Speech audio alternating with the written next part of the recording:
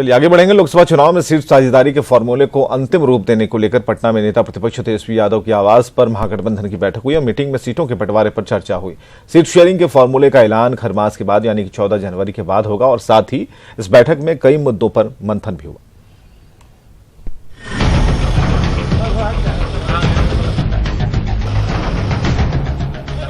लोकसभा चुनाव को लेकर बिहार में सीट बंटवारे को लेकर पटना में तेजस्वी यादव के आवास पर अहम बैठक हुई। मीटिंग में सीट शेयरिंग के फॉर्मूले का ऐलान खरमास यानी 14 जनवरी के बाद करने का फैसला लिया गया। वहीं मीटिंग में एनडीए को परास्त करने को लेकर रणनीति बनी, साथ ही जीत के भी दावे किए गए। सेंट्रल का जो इलेक्शन हो रहा है, पार्लियामेंट का जो इलेक्शन हो रहा है, चुनाव परिणाम के बाद नीतीश कुमार जी और बीजेपी में फिर से तलाक होने जा रहा है। ये आप लोग देख लीजिएगा और नीतीश कुमार जी को मजबूरन बिहार की जनता संन्यास दिलाने पे मजबूर करेगी। ये एक बात तय है। 40 में से 40 सीट बड़े कॉन्फिडेंस से, लोगों के फीडबैक से और जनता के मिजाज को देखते हुए ये बात हम कहना चाहते हैं कि 40 की 40 सीट महागठबंधन की हो। 2019 के पार्लियामेंट चुनाव में बिहार में 40 में 40 सीट जीते, यही एजेंडा था। इस एजेंडा पर हम सब लोगों ने विमर्श किया और पूरी मजबूती से महागठबंधन चुनाव लड़ेगा और 40 में 40 हम सब लोग मिलकर जीतेंगे।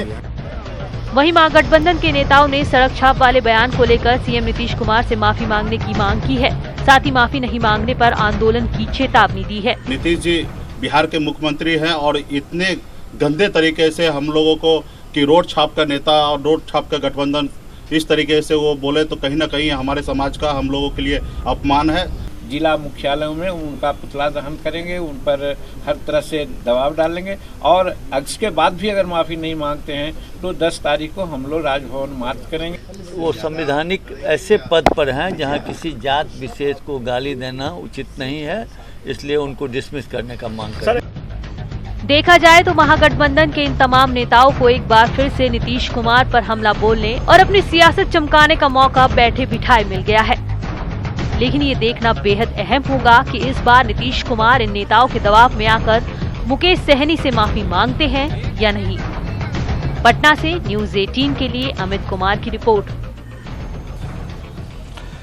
और सीपीआई की नाराजगी सामने आई है। सामने महागठबंधन की बैठक में उन्हें बुलावा नहीं मिला। बुलावा नहीं मिलने पर सीपीआई ने नाराजगी जताई है। प्रदेश सचिव सत्यनारायण सिंह का यह बयान सामने आया है और बैठक को लेकर सीपीआई को किसी भी तरह की कोई जानकारी नहीं थी। इसकी वजह से सीपीआई बेहद नाराज चल रहा है कि आखिरकार हमें दूर क्यों रखा गया, हमें निमंत्रण क्यों नहीं मिला।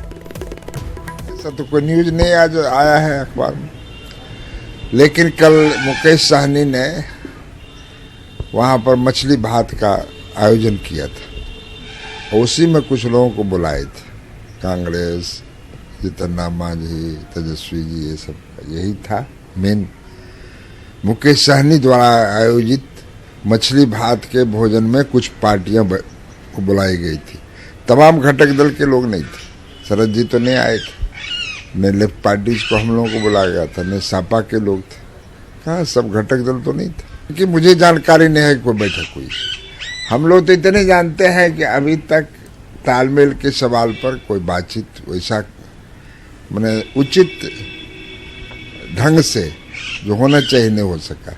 तो महागठबंधन की बैठक में कुछ दलों के शामिल नहीं होने पर बीजेपी जेडीयू ने तंज कस दिया है। बीजेपी का कहना है कि ये बेमेल गठबंधन है, जबकि जेडीयू का कहना है कि सारी बात तो होटवार जेल से ही होगी, फिर बैठक करने का क्या फायदा।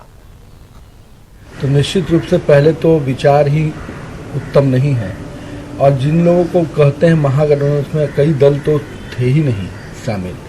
तो मेरा मानना है कि मुझे लगता है कि तेजस्वी यादव किसी तरह अपने आप को बिहार की ज़मीन पर एक नेता स्थापित करने में लगे हैं। पहले अपने पार्टी में तो अपने आप को नेता स्थापित करते, और जिस प्रकार से आपने शुरुआत की है वो तो दिख रहा है कि कहते हैं ना कि किसी भी चीज़ को शुभ करके काम करना चाहिए। मुझे तो कोई शुभ लक्षण दिख नहीं रहा है। महागठबंधन की जो पटना में बैठक हुई तो फर्जी बैठक है ना। अरे सारा फैसला तो होटवार जेल के कैदी नंबर 3351 जो कैदी राज के पक्षधर हैं माननीय लालू प्रसाद जी के द्वारा होना है। तो यहाँ बैठक का औचित्य क्या है? लोग लज्जा लग रही है।